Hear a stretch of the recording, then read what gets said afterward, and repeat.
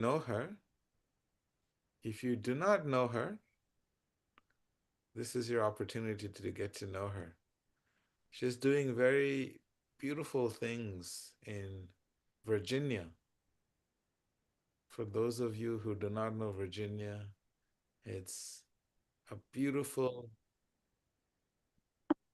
beautiful state with a lot of mountains, a lot of lakes, and incredible people.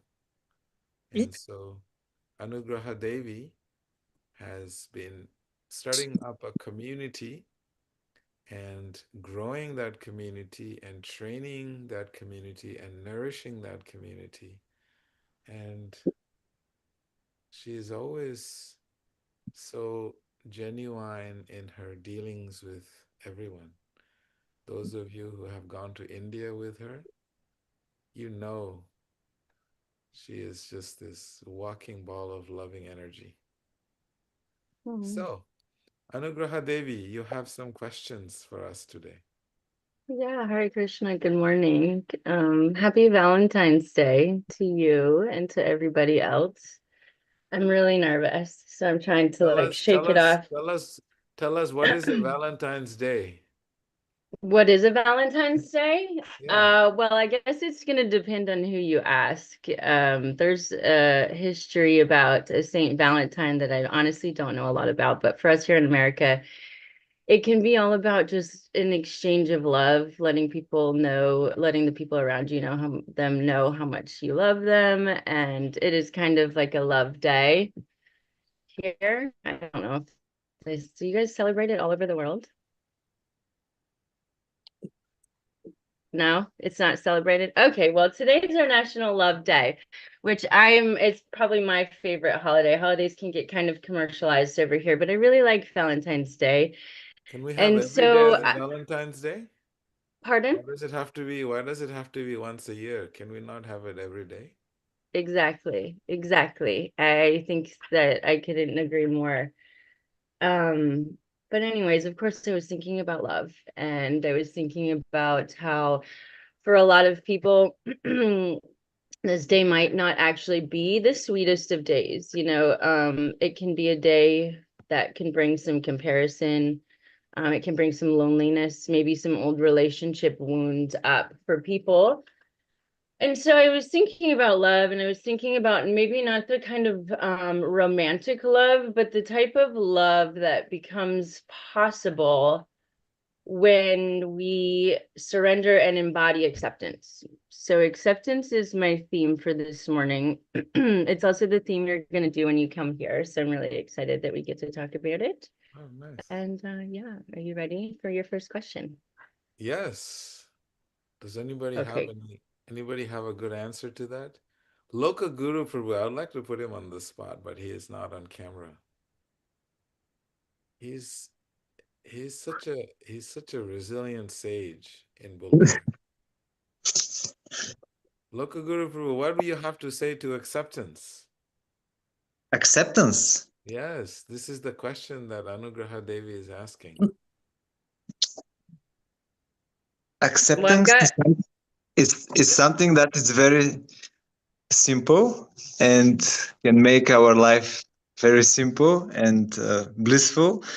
But at the same time, maybe it's the most difficult thing in the world. mm, Because acceptance is connected with sincerity and humility. And at the same time, everybody of us wants to control things in one way or another. So this is why we need to have this practice that it's making our heart softer, and we're more humble, we're more patient, and in this way acceptance will come easily. Very perfect. nice. I'll just tag along with Loka Guru Prabhu's take on this acceptance. In the tradition of bhakti, this emotion of love is very much connected to acceptance. Because the very reason we are here is pursuit of love. And because we are pursuing love and we're trying in every possible way to experience this love, and we're questioning why we're not experiencing this, and it is a resistance to the acceptance of love. And this is what the sages are, all their writings, all their teachings is actually about this principle of acceptance. So you would Because define acceptance as the resistance to love? no, I would say that acceptance is uh, what is needed to experience love, and resistance is what we are constantly consumed with. Is Mm, because we want love, but we also resist love. So we are constantly contradicting ourselves. yeah, So this contradiction that we have within ourselves is what keeps love away from us. Vedaji, beautiful. can I give a little example? Yes. Because it's there is a very, how to say, yeah, one serious issue happened in Bulgaria with six guys. They were killed, but it's like society now is divided into two. Is it like a suicide because they are following Buddhism? However, it's like it's very delicate topic now in Bulgaria. So Mm. most of the people who are very nationalistic and they say, "Oh, this is our tradition and this and that," they become super very resilient to acceptance something new or something different in general. So we have now this winter. Buddhist monks were killed, or Buddhist people were killed. Yeah, I mean, yeah, one of them were following Buddhist tradition, but official version is that it's like a suicide. But there is also another version that maybe somebody killed them because it's like they have something with the government. So it's like, in general, it's a long topic. But the idea is that at the end, what happened is that many of the people that they have in general this resistance to the otherness, they become even more resilient, more resistant. So we have this winter health retreat now, and we had lecture speaking about the mind and this and that. So we came to the point that in one moment you need to practice something. So we can speak, be patient, be humble, and be kind in this, but we need to have some practice. So we evolve this or like awaken these qualities in us. So in one moment, this type of people that they were very resistant, they start to argue about some things. And on the next day, we have the kirtan, the mantra meditation. So somehow, by divine arrangement, these people appeared on the kirtan. And somehow, by the divine arrangement, kirtan was amazing. So people were touched. And after that, one of the ladies, she came and say, I was so resistant. I didn't want to accept, because I'm Christian, I'm this, I'm that, and this is something different. I've never been to mantra meditation. But she said, this was like experience out of this world, and this touched me so much. So this is like little example that if we accept, then we can another world can open in our consciousness and in our mind and in our heart. Yeah, beautiful, beautiful. It's So I'm sorry, go ahead. just to elaborate a little bit more on this, Anugraha Devi. In all the bhakti texts, we see that the principle of acceptance is synonymous in the bhakti traditions with surrender. Surrender, So yeah. in bhakti, uh, we the emphasis of surrender is is is all pervasive in the bhakti texts. And the reason we see, like in this case of local group, we're telling us the story of people being uh, losing life because they're different. And if we really look at ourselves, the resistance comes because we have created an imaginary identity of ourselves. Mm. When we give ourselves an identity, or society gives us an identity, There is an individual identity, there is a social identity, and there is a institutional and then a national identity. And anytime that identity is ever questioned, or anybody tries to shake it up, or anyone is different from that identity that you are, then that resistance is there. And so Yeah. that's why it's very difficult to surrender, because very difficult to accept. How are you going to tell me, like, everyone will resist that. You're trying to tell me I need to do it this way. You're trying to tell me I'm not this body. So this resistance is is basically an identity that is egocentric. And that ego is inflated even more in the course of material attachments and material entanglements. So if someone is different than me, then they don't deserve to live. Hmm. And So it's so, almost like people have built their foundations on these stories. And yes, once you take the stories away, so how can we recognize then? How can we be the type of people who can be more fluid with our foundation and our stories? yes, yes. And this is the whole process of bhakti. Yeah. The process of bhakti is uh, to allow the stories. I give you an example. I give you an example. I think it was last weekend, Sunday. Someone gave me four sweets. They're called rasagullas. They're white, beautiful round sweets that are made from, you know, organic milk, and they turn it, boil the milk, and they turn it into uh, curd, and then that curd they mush it and they massage it and they turn it into a ball, and then they cook it in a syrup made of date sugar. Very delicious. It's called rasagullas. So someone gave me four rasagullas, and I only wanted to eat one. So whoever was sitting next to me, I gave each one of them one of the rasagullas. And you won't believe, the next day the story was that Veda hates me. He does not like me, because there was a person sitting a little further away, not immediately next to me. I did not give him a rasagulla. Hmm. Now, I only had four.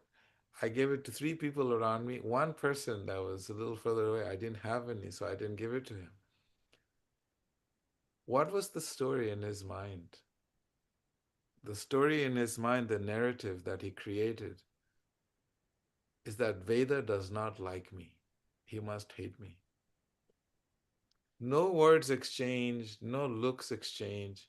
It was Yeah. a narrative that he created. And so if someone tried to convince him that no, no, no, no, Veda does not like you, and he was convinced, he was convinced. So I approached him yesterday and I said, I'm so sorry I hurt your heart. I just want you to know that I have no ill feeling towards you. How did And he respond? Did I he? offered my apologies, and I spent almost like 20, 30 minutes offering an apology, because he was carrying this heavy weight in his heart that he put it upon himself. And so, this narrative that we carry in our lives, why didn't Anugraha Devi look at me? She must not like me. Yeah. We're little Or it meaning just, making machines. yeah, the real story could be that you were just busy and you had other things to do. And so you just went to do that. Rather, their interpretation is that you must hate them or you must not like them. Yeah. So these stories in our mind is a constant, redundant repetition Hmm. based around this egocentric identity that we have, and we are afraid to let go of that. Yeah. And letting go of that ego identity is actually what acceptance is. Wow. I So think, go ahead, go ahead. I was just going to go with another question. So if you have something you want to add. Diganta wants to share something. He has his hands up. So Yeah, But so I I I don't just want to want be I don't want to be perceived as someone who is limiting him. no, I just wanted to add to that.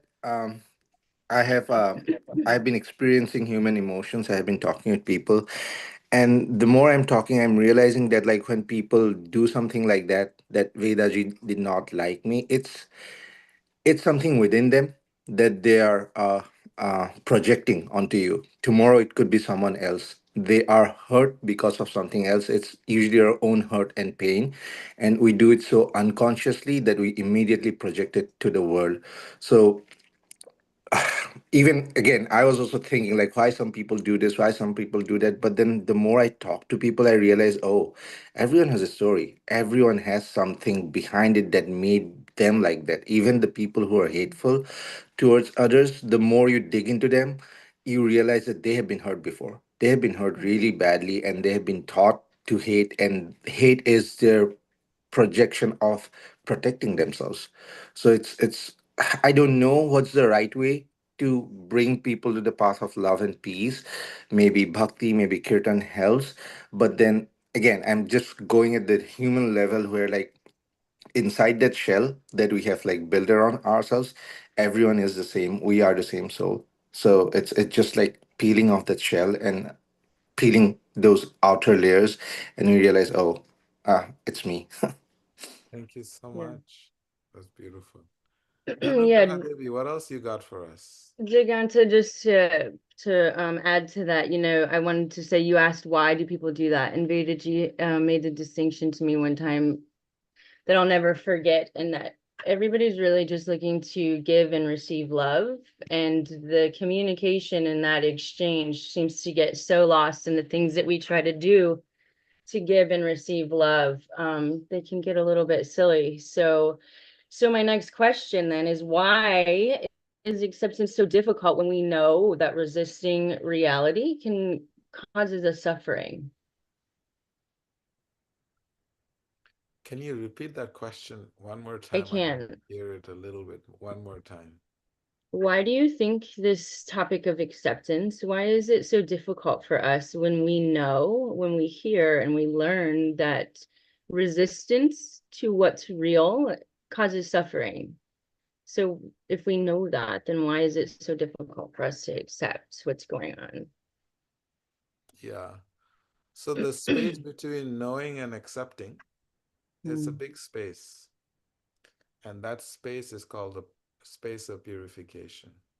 mm, So we know that we should do something. We know that we shouldn't drink, mhm, but yet we still go out and drink.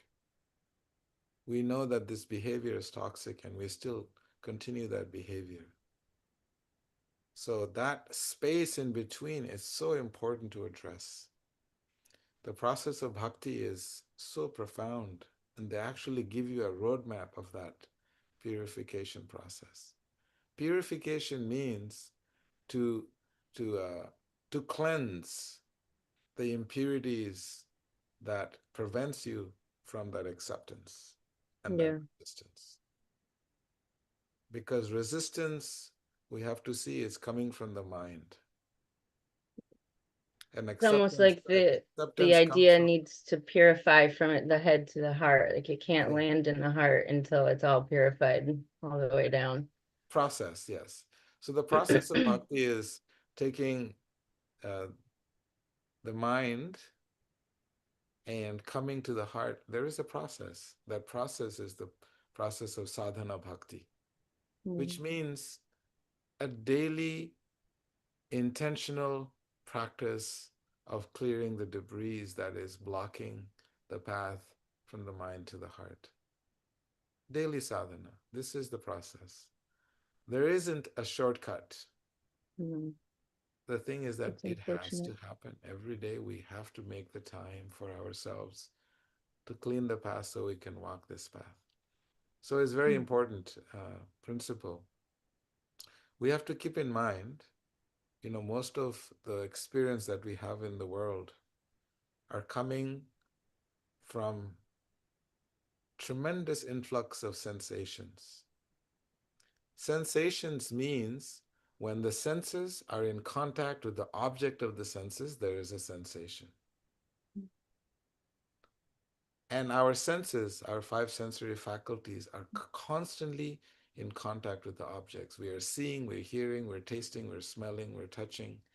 So this constant sensory contact create sensory impulses that causes sensations. Mm.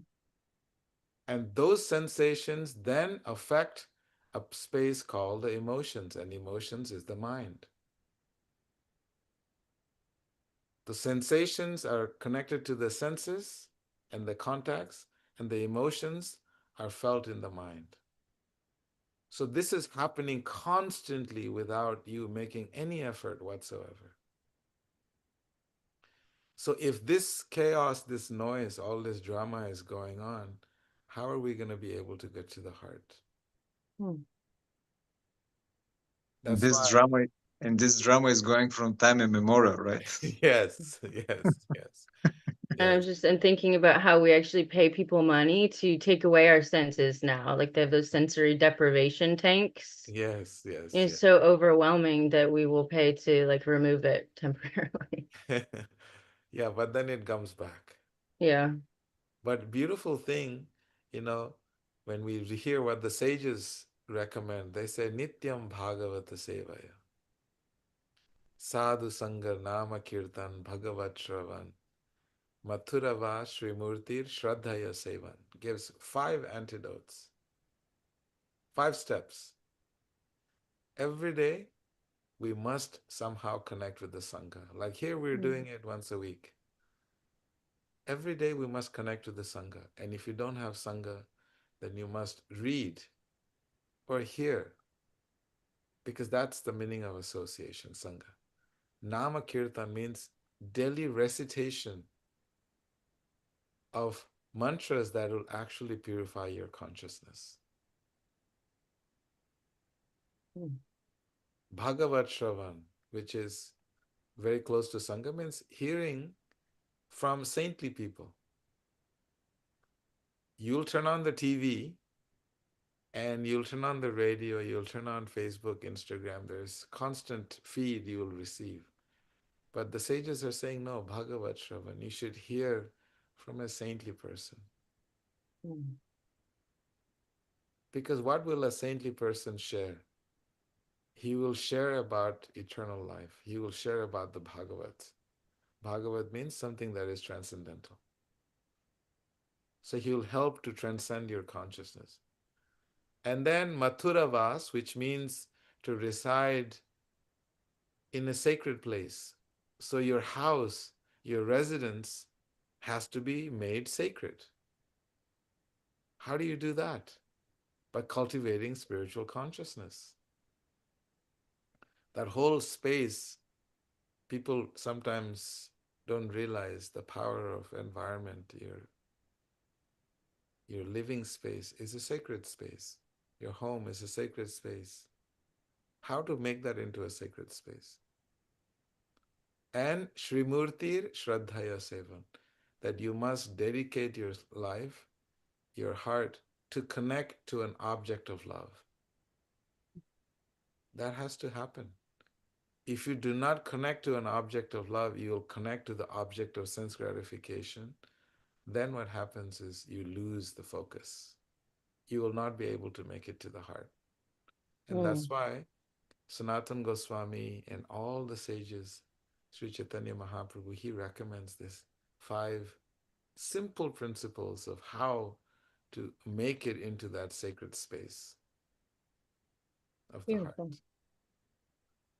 Okay, I Yes, think that it's was a so long answer to your beautiful question.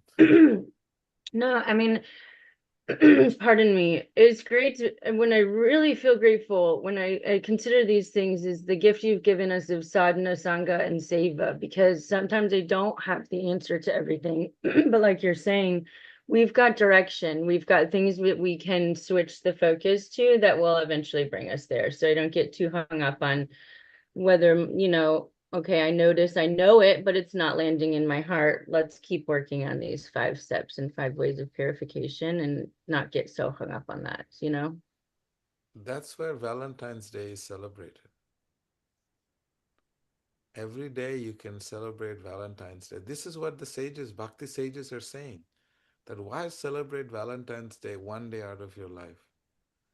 Every day should be a Valentine's Day. And they also give you the roadmap. That's the Beautiful. beauty of the sages, you know? Yeah. Yeah. And this path, is it doesn't just give me information, it gives me steps to take to land there as well. Oh, next question. What's the difference between acceptance and passivity? Acceptance means clarity. It's a conscious act from where you act, where you do things in this world, where you exchange relationships, where you accept and receive gifts. The beautiful world that God has provided for us, it is an expression of His love. So acknowledgement of that, it's a conscious act. And so everything is clear. And passivity is an unconscious withdrawal. Okay. So you become avoidant. Your actions are fear-based. It's almost like the level of awareness with which you bring to that situation determines whether it's acceptance or passivity. Yes. I can be When someone passive mistreats sometimes, you, and I like to just zone out. I'm not even going to think about it. I'm just, yeah, whatever, it's okay. So I can see how my level of awareness isn't even with me in that moment. If I could bring my awareness into that situation, I can turn it from passive to acceptance just with that move right there. yeah, beautiful. Because I don't want to deal with this, Yeah. is passivity. And and acceptance means I see what's happening. I Mm. see the divine plan in all of this. There has to be something deeper. So the world that we are in, because we are so jaded, sometimes passivity is a natural survival mechanism when there's a constant bombardment and push from the objects of the senses. So that happens in this world that we just, you know, Mhm. I don't want to deal with this. Whatever it is, world, situation, things, relationships. And what happens is when we are in that state of consciousness, I don't want to deal with this, then other person will feel that you're pulling away and distant. And so therefore relationships suffer. And acceptance means to have dialogue, to find the spiritual common ground. Mm. There's something that is common in all living entities. That is common in all living entities is the principle of bhakti, is the principle of love. Bhakti is the only thing that can actually glue people together because it's love. What else in this world can hold things together, bind things together, make things float, make things fly, make make everything happen and everything at ease? It is that principle of bhakti. Mm. And so therefore acceptance is the surrender to the principle of God's creation. And that God's creation is His expression of love for us. Everything that we have, relationships, things, it is all His love.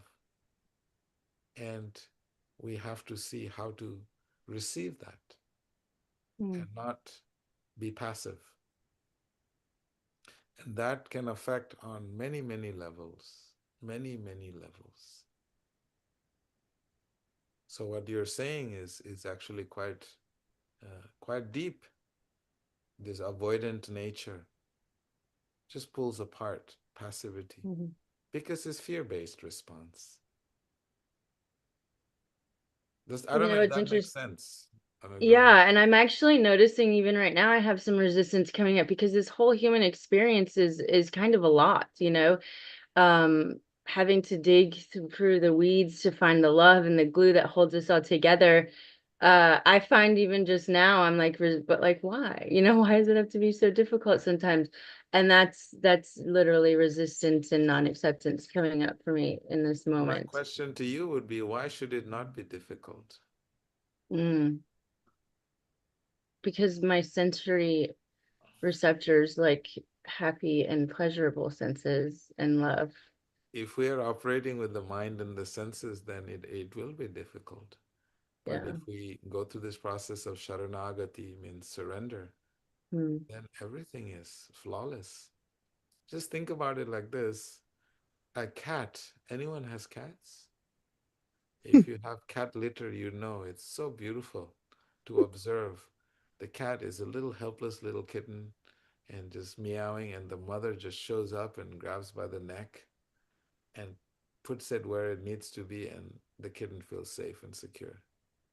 Can you imagine if we just meow to God?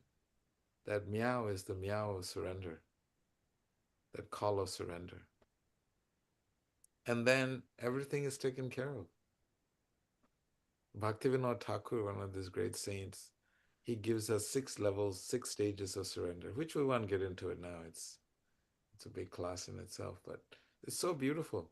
So acceptance is has 6 stages in the bhakti tradition. Anugraha Devi. Wow. What are the Vedasar Prabhu, six? I Yes. was yeah, I heard something very interesting from Sachinandana Swami. So he's saying, if we pray to the Lord to develop this love and everything is easy, then he didn't answer to our prayers. But if we pray and we have hardships, then he's really answering to our prayers. Otherwise, how will we clean all the dirty things and the coverings from the heart if we don't accept all the things, because these things are sent with purpose to us, and Mm. we need to accept, and we need to be brave to just stand in front of them. Otherwise, if we don't clean ourselves to the vibration that Lord is vibrating on, how we will communicate with him? Of Beautiful. course, we want to accept the beautiful thing with the we receive, and we accept the love, and it's like a nice fairy like story for us and everything else. But when the things comes to the process that we need to apply, then everybody of us has this resilience, and yeah, process is sometimes painful, but we need to pass through these things. Beautiful. Beautiful. Thank you for sharing that, Ru. And I was also thinking that about this sensation that it's really happened from time immemorial, and we're so attached to all these material things, so many material desires, and it's like operation of the heart. It's sometimes it's really hurt, but we need to get rid of all these things that we really uncover all the coverings, dirty coverings in the heart. So our blossom bhakti flower in the heart appear. Beautiful. Yeah. Yeah. Beautiful. Thank you I for heard sharing you, that. Luca, say that we have to stand up in the face of these some of our challenges with courage. Did I hear that right? Yes. But how can I accept someone or a situation that genuinely feels unfair? Hmm. Yeah. Fairness. Mhm. Is it possible to ever control fairness in this world? Fairness is an objective view, and our lens with which we see the world is not an objective lens. Mm. And so, therefore, we will never find anything in this world as being fair. So, we should not be looking for fairness, but we should be looking for clarity. Mm. And that's the beauty of this life. The bhakti lens is not a lens of fairness because we do not have objective view of anything in this world. It is very much subjected to our senses and our mind and our experiences in this world. Hmm. And we just have to also look at when things happening, whether we're questioning it, whether it's fair or not. The first question we should ask is this a battle or is this a lesson? Hmm. How do you And know the difference? because battle means you're going to have to fight and you have to engage with intelligence to fight. Anytime there's a feud in this world, you'll notice that when intelligence is engaged in that fight loses its momentum.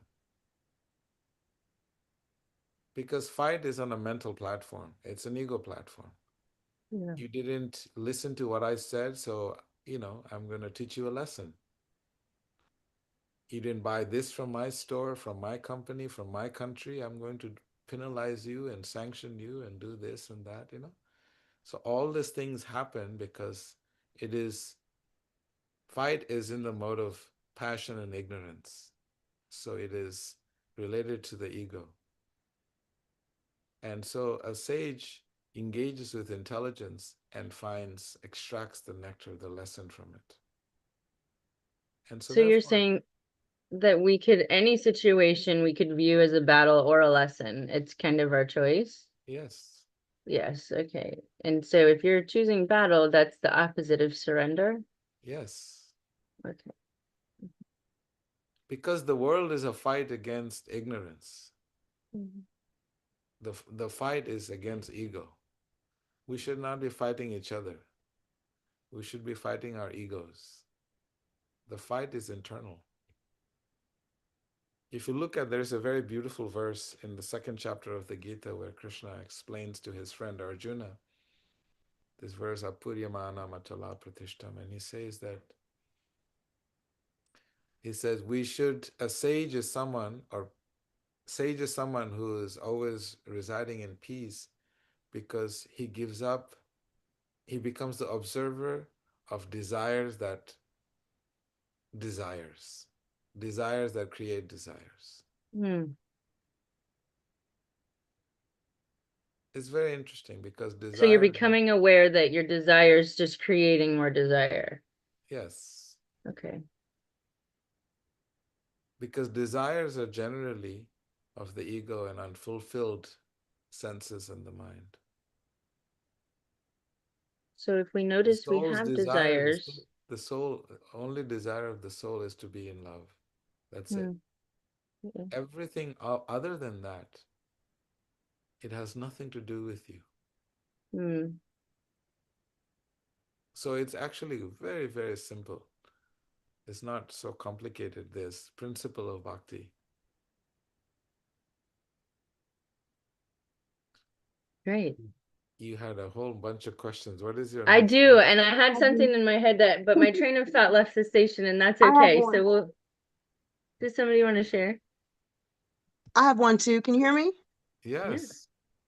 Hey, I'm so sorry. Greetings, everyone. I'm Mama Z. I live in the United States. I just got back from traveling 7 Asian countries. It's really nice to meet you all. Hey, Mama Greetings, Z. Veda. Haribo, Greetings. Hare Krishna. I had a really quick question. I just got back from traveling and I've arrived in the United States, and there's all sorts of spaceships I hear and planes and helicopters. And I didn't hear it when I was in Asia, but I hear it now. And I read the Bible. I'm Rastafarian, but in the Bible it says they will have eyes that cannot see and ears that cannot hear. And when I go back and listen to my recordings from Asia of me singing, I can hear the planes and the ships. And I'm like, why would I get on those planes for the past 3 years?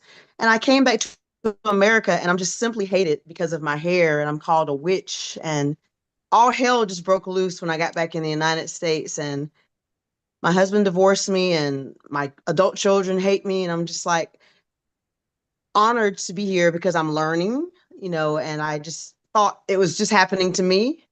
And so, Veda, I really just appreciate you, and I appreciate you too, Devi Anugraha. you being a woman and giving a woman's perspective, because I'm like, why does everybody hate me in the United States so much? You know? So Mm.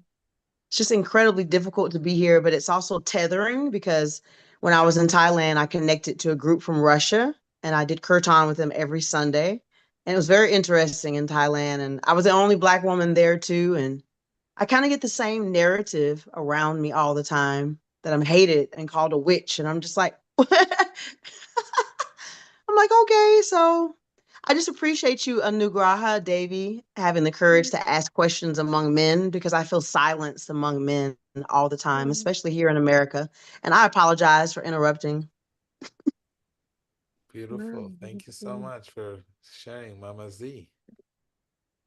yeah, thank Okay, you. Anugraha Devi, you have room for one more question. One more question.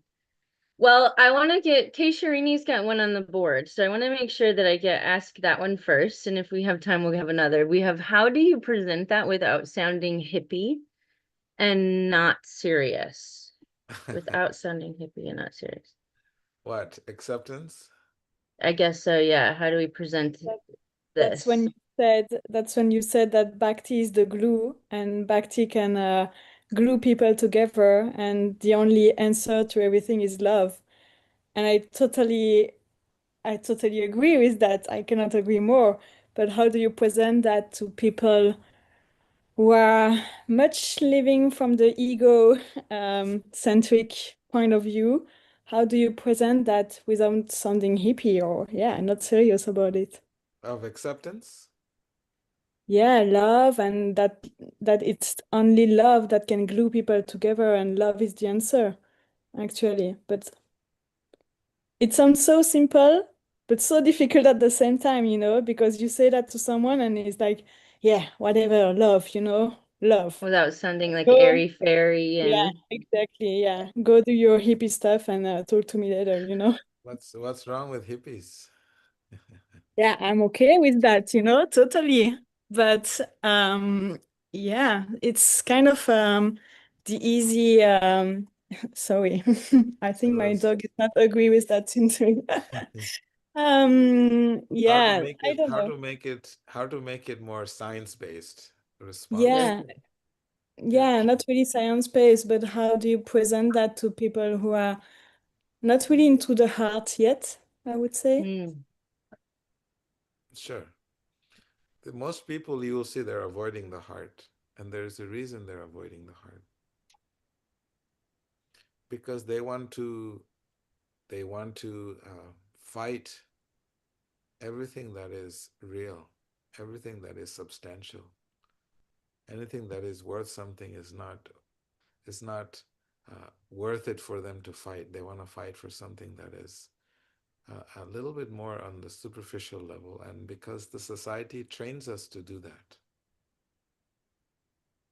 If you ask these people why are they into working so hard, they won't have an answer. Why are you working 40 hours a week? Why are you working so hard? Why are you doing all of this? They won't have any answers for it. So that most issues in this world and most false narratives will dissolve when you ask them the right questions. Because most people's identities are not based on much substance. And when you simply humbly question the very cause of their existence, the very reason why they do what they do, you will notice it starts to fall apart. And very soon they will start crying. Because it's unconscious passivity in this world is a real thing that Anugraha Devi brought up. We are driven by this I don't care attitude. It's very important to realize in Bhagavad Gita, uh, very beautifully Krishna explains to his Arjuna, there is something called disinterested and there is uninterested. Hmm. Disinterested means that you're neutral to the world. You have no vested interest in this material world. That is what disinterested means. Uninterested means I just don't care. So you will find people in this world who are just, I just don't care. Whatever happens, I just don't care. They just, So disinterested is I care, but I'm not interested. correct. Okay. This is how bhakti yogis are. We realize this world is a very beautiful creation, but I'm not interested in indulging with this world to gratify the senses because there's a price to pay for it. And Mm, the price is very heavy. mm, So again, the intelligence comes in, you know. The desires are flowing, but normally for a sage, the desires are coming from inside out, right? Desires are inside and it comes out. But in the mature world, you will notice there is a constant inflow and outflow. The senses are just giving you constant desires, and those desires are then protruding outside. So it's like this constant massive traffic, and everything is just colliding, and everybody's just bumping into each other, and just it's chaos because this nonstop flow, inflow and outflow of desires. mm, But the sage is someone who desires flow in, he still remains equanimous, like the water, the fish that is in the deep sea is not affected by the waves of the ocean. And this is something that comes natural through the process and the five steps that we talked about of bhakti. You can't Yes. force it. So bhakti is a path of absorption, absorption in your heart, in this essence of a loving relationship with you and God. Mm, And from that absorption comes our protection. And that protection comes through cultivation. And that cultivation brings about satisfaction.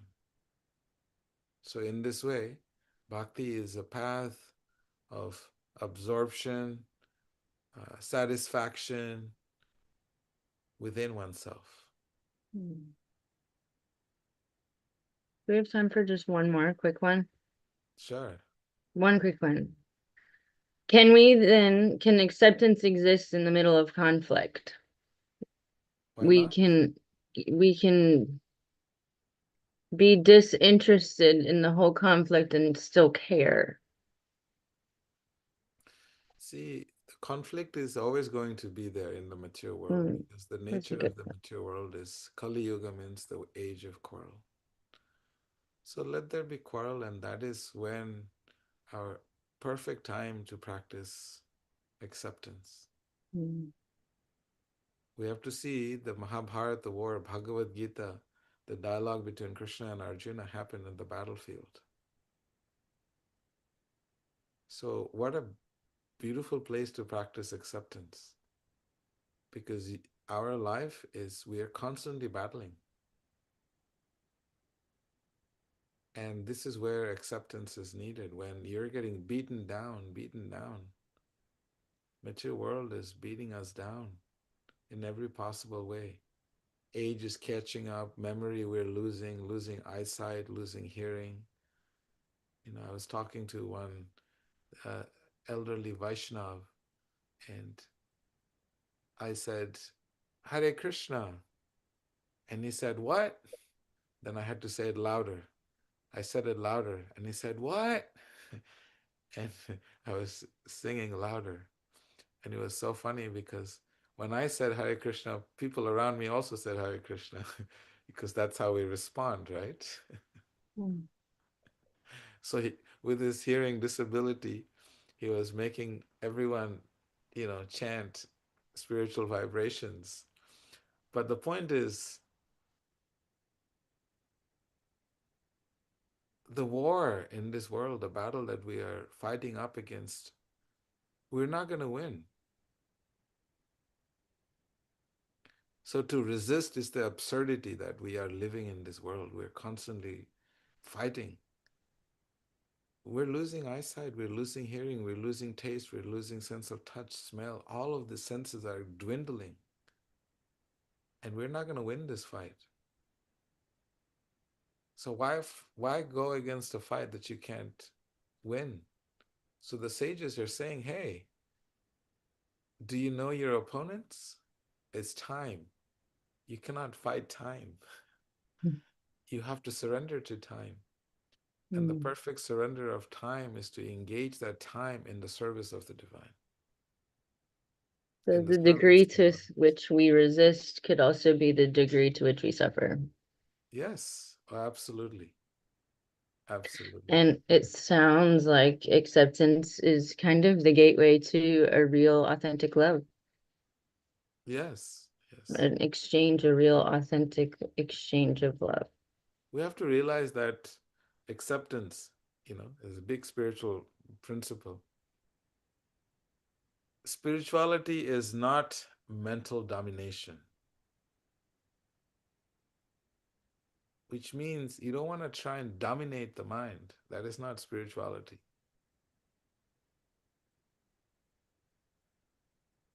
Let the mind do its thing. And we focused on how to remain situated in the true essence of life, in the practice of bhakti in the heart. Mhm. Okay, our time is officially up. Before I go, I just wanted to say thank you so much for showing up here every week for our spiritual bath. Really appreciate you. Thank you so much, Anugraha Devi. I recommend that all of us please always remain in acceptance and surrender. This will remove the emotional charge and it'll take the fuel out of your tank of material struggles. And I'm so happy to be with all of you every Saturday. Please, humble request, please continue to share your wisdom and your love with someone else every single week or every single day.